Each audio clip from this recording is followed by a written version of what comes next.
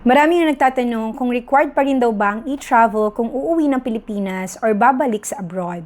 Meron ding mga nagsasabi na hindi na nga raw ito required dahil hindi naman daw hinahanap ito sa immigration sa Pilipinas. Kabayan, heto ang sagot dyan.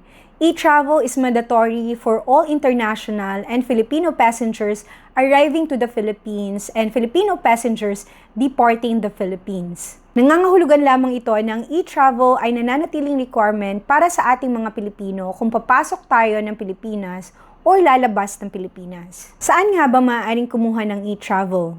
Una ay maaari mo nga itong kunin sa etravel.gov.ph. I-type mo lang sa Google ang e-travel at lalabas na ito. I-click mo nga lang yung sign in at ito na ang lalabas. So, i-click mo lang ulit yung click here to sign in.